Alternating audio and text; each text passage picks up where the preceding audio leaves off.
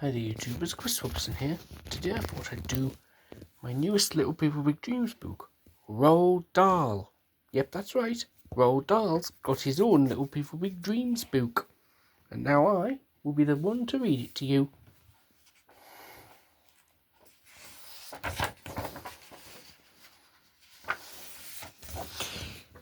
Once upon a time, in the city of Cardiff in Wales, there was a boy called Roald. His family came from Norway, a land of tales and legends. Maybe that's why he believed in magic and had such a vivid imagination. It's weird, isn't it?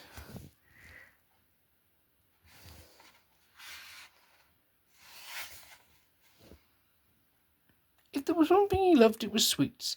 After school, he couldn't resist sneaking off to a nearby shop that was run by a quirky Mrs. Pratchett, a really nasty hag. And I remember we put a dead mouse in one of her sweet jars. How nasty was that? Roald didn't know it then, but one day she would inspire Mrs. Trunchbull, a character in one of his books. Do you know which book that is? Still at school, Roald wasn't seen as being a great writer. Back then, not all teachers were very encouraging. Some punished their pupils in awful ways and even ignored older children picking on younger ones. It's kind of horrid. Good job schools aren't like that. Sorry about that. Sorry about that interruption. Now, where was I? As a teenager, he attended a school where a company sometimes sent chocolate bars to be tested by the students. Roald dreamt of getting a job in a chocolate factory when he finished his studies. Yeah, that was Repton, a boarding school where people wore silly outfits. But Roald was good at sports there, if I remember correctly.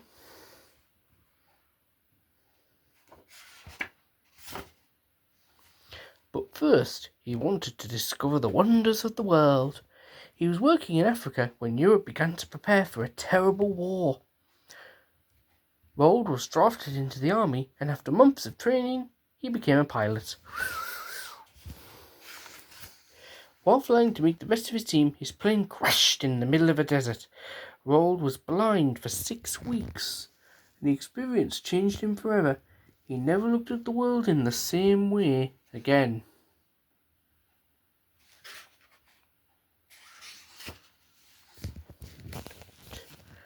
After earning many medals and losing some dear friends in the war, he went to the United States. There, Roald penned the story of his plane crash and realized that he wanted to be a writer. He just needed time to work on his craft. Once he got married and became a father, Roald began telling bedtime stories to his kids. Many were about brave children taking on mean grown-ups, but no matter how scary the villains were, his heroes always won in the end. That's how many of his greatest children's books, such as James and the Giant Peach or Charlie and the Chocolate Factory, were born. Roald turned his childhood memories into magical adventures full of excitement. Hundreds of words came out of his imagination. Readers can work out their meanings from the way they sound. Every kid knows how delicious a lick swishy frobscottle is, while an ucky slush snozcumber is quite disgusting. Good job. Just a shame they don't exist in real life. I think it's mixed feelings about that bit, but never mind. I find that confusing. Sadly, even the best writers can use words in the wrong way.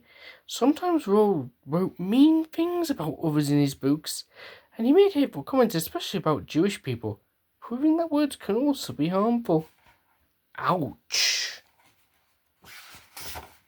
Still, his books have been translated into over 60 languages, from Arabic to Vietnamese, and many great directors and musicians have turned his stories into films and musicals, loved by millions around the world. I saw the Charlie and the Chocolate Factory musical.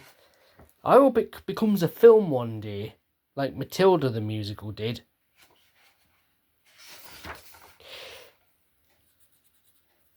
And as long as there is a child enjoying one of his stories, little Roald will be there, telling us to believe in magic and let our imaginations run wild. After all, that is the secret to being forever young at heart.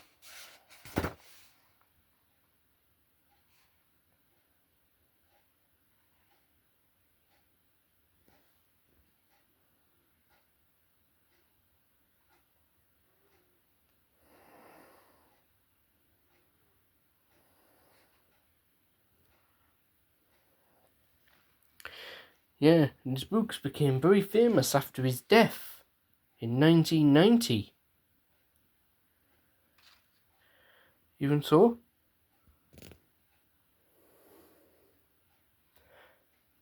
Roald Dahl should always be celebrated. I look such a nice thing. I'd love to see that Roald Dahl Museum and Story Centre. Bet it looks awesome.